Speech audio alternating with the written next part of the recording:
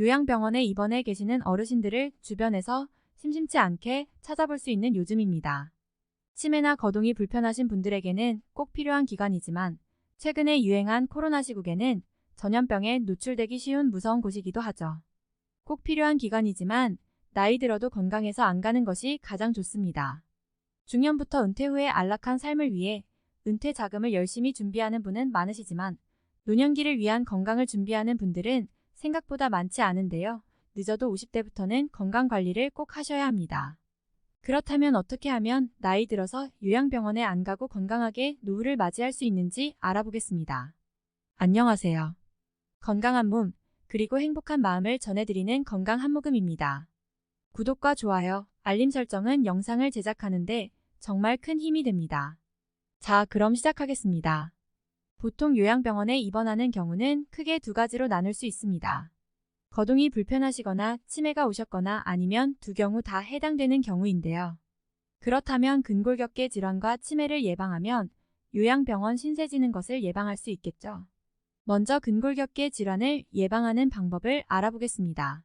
중년에 접어들면서 신체의 근육량은 점점 빠져나가게 됩니다. 근육이 감소하는 것만으로도 남성은 5배, 여성은 2배 이상 사망 위험이 높아진다고 하는데요. 전문가들이 밝힌 단백질 부족으로 발생해 사망까지 이어질 수 있는 질환은 크게 3가지가 있다고 합니다. 첫 번째는 다들 잘 알고 계신 골다공증입니다. 몸속 단백질이 부족해지면 먼저 근육이 빠져나가게 되는데 이때 근육이 뼈를 지지하고 있던 기능이 사라져 뼈가 약해지면서 쉽게 골절이 되고 가벼운 타박상으로도 큰 외상을 입게 되어서 사망 위험을 높이는 것입니다. 두 번째는 당뇨입니다. 우리 몸의 근육은 혈당을 흡수했다가 필요할 때 사용하는 혈당 저장고 역할을 합니다. 그런데 근육이 줄어들면 이런 역할을 더 이상 하지 못해 혈당 조절 능력이 떨어지면서 당뇨병을 일으키게 되는 것이죠. 세 번째는 고지혈증과 고혈압입니다. 근육이 줄면 기초대사량이 감소하기 때문에 나쁜 콜레스테롤과 중성지방이 증가해 결국 혈관 질환을 유발하게 되는 것입니다. 이뿐만 아니라 단백질 섭취가 부족하면 우리 몸은 근육에 있던 단백질을 꺼내서 사용하는데요. 그렇게 되면 그나마 남아있던 근육까지 빠르게 소실되고 늘 골골대며 살게 된다는 거죠. 그래서 노년을 건강하고 팔팔하게 살고 싶다면 체내 단백질량을 늘리는 것이 필수입니다. 그래서 많은 중장년층 분들이 헬스장에 가서 근력 운동을 하시는데요.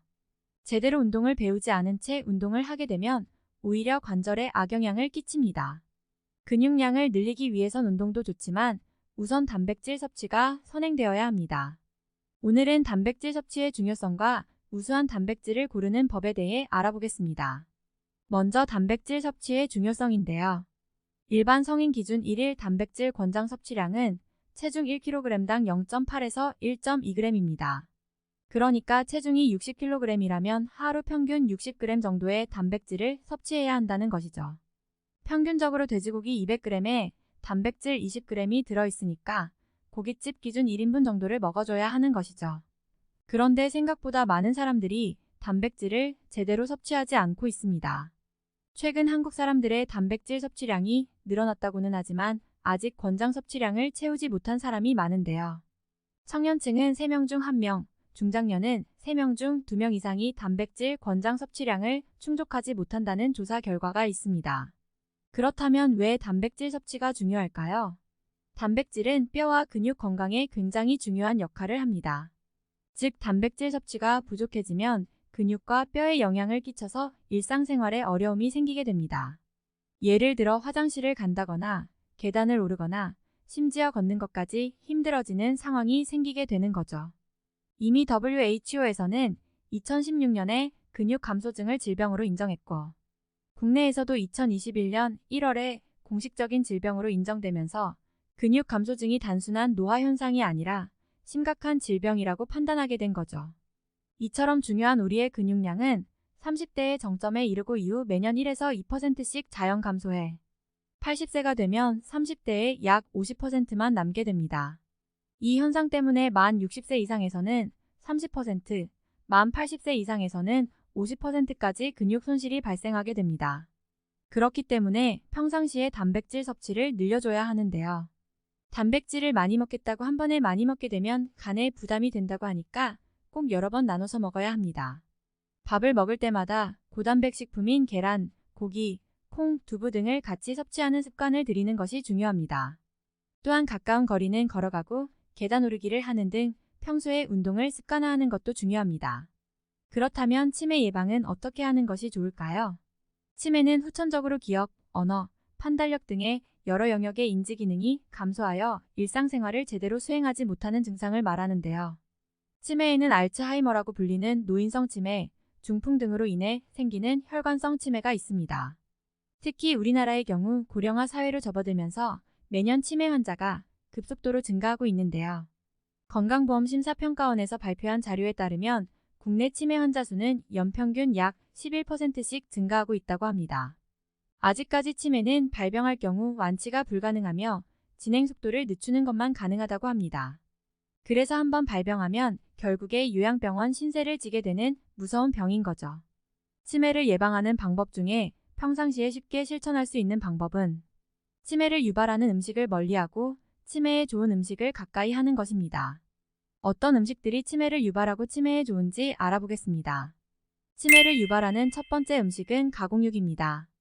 베이컨, 햄, 소시지, 살라미 등의 가공육을 먹으면 치매에 걸릴 확률이 올라간다고 합니다. 연구에 의하면 하루에 25g씩 대략 베이컨 한 줄을 먹는 것만으로도 44% 더 높은 치매의 위험에 노출된다고 합니다. 영국 리즈 대학교 연구팀에서 40세에서 69세 성인 49만 3,888명을 대상으로 고기 먹는 습관과 인지기능 저하 관련 여부를 8년간 추적 조사했습니다. 그 결과 가공육을 섭취했을 때 치매 위험이 44% 증가하는 것으로 나타났습니다. 반면에 가공되지 않은 고기를 하루에 50g씩 섭취하였을 때는 치매 위험이 10% 정도로 더 낮았습니다. 가공육에 들어있는 아질산염은 체내 산화 스트레스와 염증을 증가시켜 치매를 유발할 뿐만 아니라 나트륨 함량도 높아 고혈압 발생 위험까지 높인다고 합니다. 고혈압에 걸리게 되면 뇌혈관이 손상돼 혈관성 치매로도 이어질 수도 있어 주의가 필요합니다. 게다가 가공육과 함께 복합 탄수화물을 먹으면 치매 위험이 더 높다는 연구 결과도 발표되었습니다. 복합 탄수화물은 전분성 식품으로 우리 주변에서 흔히 섭취하는 감자와 곡류가 대표적입니다. 프랑스 보르도대 연구팀은 평균 78세의 치매 환자 209명과 치매가 없는 418명을 대상으로 3년마다 건강검진을 통해 12년 동안 식습관을 추적 관찰했습니다. 그 결과 치매 환자들은 가공육을 먹을 때 감자와 곡류 등 복합 탄수화물을 함께 먹는 경우가 많았다고 합니다. 반대로 치매에 걸리지 않은 사람들은 가공육 섭취량도 적었으며 고기를 먹을 때는 항상 과일, 채소, 해산물 등을 곁들여 먹었다고 합니다. 따라서 치매가 두렵다면 가공육을 멀리하고 균형 잡힌 식습관을 기르는 것이 좋겠습니다. 치매를 유발하는 두 번째 음식은 트랜스 지방이 들어간 음식입니다. 우리가 흔히 먹는 빵이나 과자, 튀김 등에는 트랜스 지방이 많이 들어 있습니다. 식품에 트랜스 지방을 넣는 이유는 맛이 고소해지고 바삭바삭해지며 음식의 풍미를 더해주기 때문인데요. 하지만 트랜스 지방이 많은 음식을 자주 섭취하면 치매 위험이 높아진다는 연구 결과가 보고됐습니다. 일본 큐즈대 연구팀은 평균 70세 일본인 1,600명 이상을 대상으로 식습관과 혈액 표본을 채취하고 10년간 추적 관찰을 진행했습니다. 연구 결과 혈액 표본에서 가장 높은 수준의 트랜스 지방이 검출된 노인은 트랜스 지방이 가장 낮게 검출된 노인보다 치매 위험이 52% 더 높았다고 합니다. 최근 트랜스 지방이 몸에 나쁘다는 인식이 널리 퍼지며 제로 트랜스 지방 제품이 출시가 많이 되고 있죠. 하지만 트랜스 지방을 안 넣고 동물성 포화 지방을 더 넣기 때문에 마찬가지로 몸에 해롭다고 합니다. 가급적이면 음식을 튀기지 않고 삶거나 데쳐서 먹는 것이 좋겠습니다. 그렇다면 반대로 치매에 좋은 음식은 무엇이 있을까요? 치매 예방에 좋은 첫 번째 음식은 바로 등푸른 생선입니다. 고등어, 삼치, 꽁치 등 등푸른 생선조림이나 구이로 많이들 드실 텐데요. 등푸른 생선에는 오메가3 성분이 많이 들어 있습니다.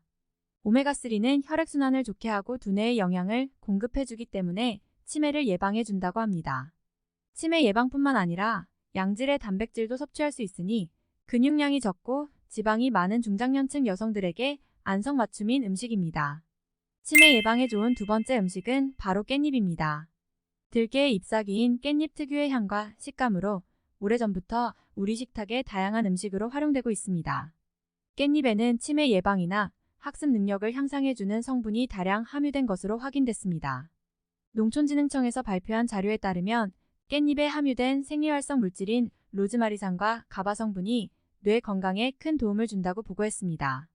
깻잎에 함유된 로즈마리산은 주로 바카와 스피아민트 로즈마리와 같은 허브 식물에 주로 함유돼 있으며 항균과 항염증 항산화 활성과 아울러 뇌신경 보호로 치매 예방 효과가 있습니다. 또한 깻잎에 함유된 가바 성분은 아미노산의 일종으로 뇌혈류 및 산소 공급량을 촉진시켜 학습 능력 향상, 기억력 감퇴 예방 등의 효과가 있다고 하니 치매 예방을 위해 챙겨 먹는 것을 추천합니다. 대표 항산화 성분으로 알려진 베타카로틴과 폴리페놀 성분도 풍부해 콜레스테롤 수치를 줄여주고 혈액의 흐름을 원활하게 하여 고혈압, 동맥경화 등의 혈관 질환 예방에 큰 도움을 준다고 합니다. 깻잎은 쌈으로 싸먹어도 좋고 장아찌나 샐러드에 곁들이는 등 취향에 따라 맛있게 섭취해 보시기 바랍니다. 다만 칼륨이 많이 함유되어 있어 만성신장질환을 가지고 있는 분들에게는 부작용이 발생할 수 있으니 참고하시고 섭취하시기 바랍니다. 치매 예방에 좋은 세 번째 음식은 바로 견과류입니다. 예전부터 호두의 뇌 모양 때문에 호두를 먹으면 머리가 좋아진다는 속설이 있었는데요. 어느 정도 일리가 있다고 말씀드릴 수 있습니다. 호두, 아몬드, 땅콩, 잣 등의 견과류는 뇌세포에 쌓이는 노폐물을 제거하고 뇌 기능을 활성화해 기억력과 집중력을 높여주며 노화를 막는 항산화제도 많이 들어있어 뇌세포의 노화 방지에도 도움이 된다고 합니다. 또 견과류에는 앞서 말씀드린 트랜스지방과 달리 건강에 좋은 불포화지 방산이 70% 이상 들어있는데요. 불포화지 방산은 혈전증이나 심근경색증 감소에 도움을 주는 것으로 알려져 있고 간에서는 중성지방의 합성을 억제해주고 혈중 콜레스테롤 수치를 낮추는 효과도 지니고 있습니다. 너무 심심할 때 과자나 빵 같은 간식 대신에 견과류를 드시면 치매 예방의 효과를 톡톡히 누리실 수 있습니다. 요양병원은 꼭 필요한 기간이지만 건강하게 노후를 맞이해 가족들과 함께 여생을 보내는 것이 가장 행복한 삶이겠죠. 오늘 말씀드린 방법으로 근골격계 질환과 치매를 예방해서 요양병원 신세를 지지 않기를 바랍니다. 영상이 도움이 되셨다면 가까운 지인과 공유해주세요. 구독, 좋아요, 알림 설정은 영상 제작에 큰 힘이 됩니다. 감사합니다.